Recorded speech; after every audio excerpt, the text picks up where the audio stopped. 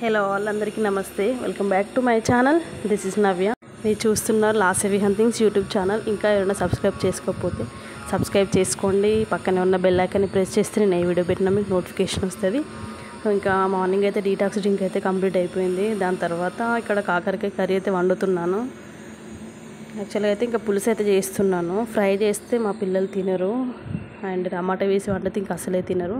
So ఇంకా పులుసుకి అయితే ఇట్లా చిన్న చిన్నగానే కట్ చేస్తాను నేను పులుసుకి కూడా. ఎందుకంటే పెద్దగా కట్ చేస్తే ముక్కలు అనేవి వాళ్ళు పాడేస్తారనమాట. చిన్న చిన్నగా అయితే అన్నంతో పాటుగా తినడానికి ఈజీగా ఉంటుంది కదా అనేసి ఇట్లయితే చేస్తున్నాను.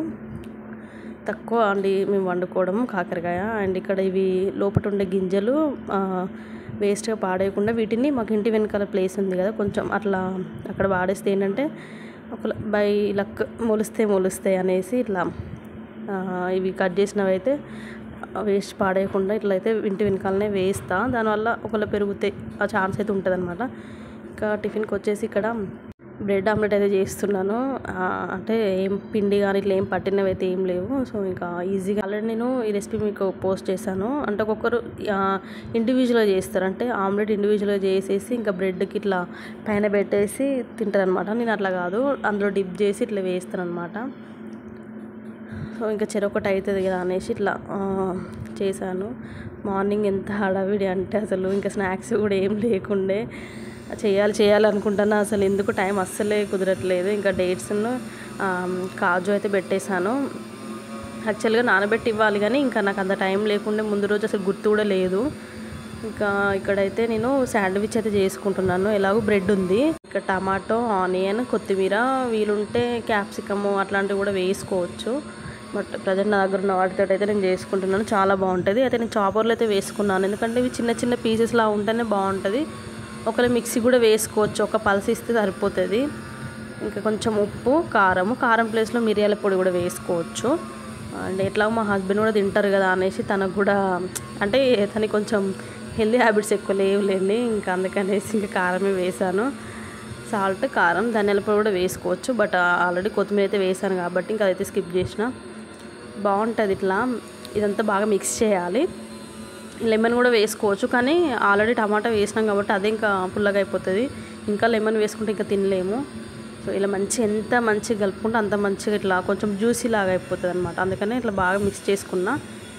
అయితే ఇంకా బ్రెడ్ స్లైసెస్ ఉంటాయి కదా, వాటి మీద స్ప్రెడ్ చేసుకోవడమే. మల్టీగ్రెయిన్ బ్రెడ్ అయితే ఇంకా బెటర్. ఇంక ఇక్కడైతే ఇట్లా మామూలుగా అయితే బ్రెడ్ అయితే తీసుకున్నాను. దాని మీద స్ప్రెడ్ చేసుకొని ఇంకొక బ్రెడ్ స్లైస్ దాని మీద పెట్టేసి కొంచెం ప్రెస్ చేయాలి. చేస్తే కొంచెం మంచిగా, ఎందుకంటే స్టిక్కీగా ఉంటుంది. ఇంకా చీజ్, బటర్ ఇట్లా అవి కూడా వేసుకుంటారు, కానీ ఇంకా అవి వేసుకుంటే ఇంకా ఫ్యాట్ అయిపోతుంది అనేసి ఇంకా నేను మామూలుగా అయితే చేసుకుంటున్నాను. ఇంకా అప్పటికే టిఫిన్ టైం అయిపోతుంది. ఆల్మోస్ట్ 9:30 ఏమో అవుతుంది. ఇంకా కొంచెం ఆయిల్ అయితే స్ప్రెడ్ చేసుకొని ఇవి రెండు, ఒకటి నాకు ఒకటి మా హస్బెండ్ కానీ చేస్తున్నాను. మళ్ళీ పైనుంచి కొంచెం ఆయిల్ అయితే వేసిన, లిటిల్ బిట్, అంతే ఎక్కువ అయితే వేసుకోవట్లేదు. ఇంక ఈ విధంగా అయితే మంచిగా రోస్ట్ చేసుకోవాలి. 2 సైడ్స్కి ఇట్లా రోస్ట్ చేసుకుంటే బాగుంటుంది.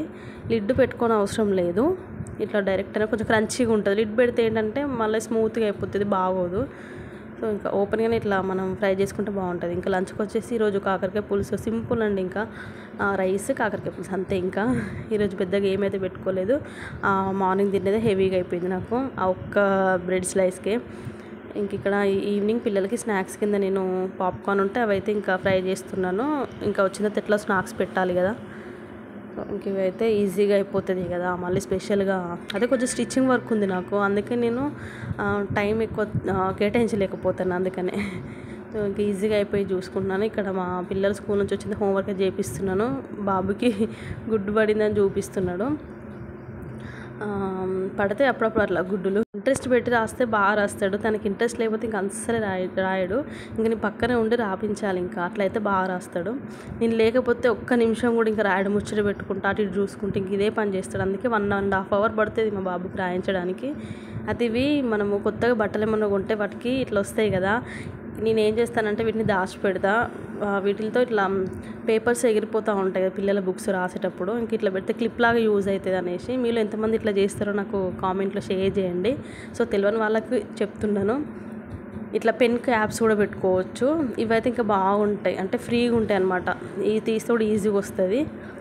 ఇంక ఇట్లా అయితే దాచి పెడతాను నేను. పిల్లలకి దేనికైనా యూజ్ అవుతాయి, వీటికనే కాదు, మనం ఏదైనా జాయింట్స్ పెట్టాలన్నా కూడా ఇట్లుంటాయి కదా, దానికి మంచి యూజ్ అవుతాయి అని నేను దాచి పెడతాను.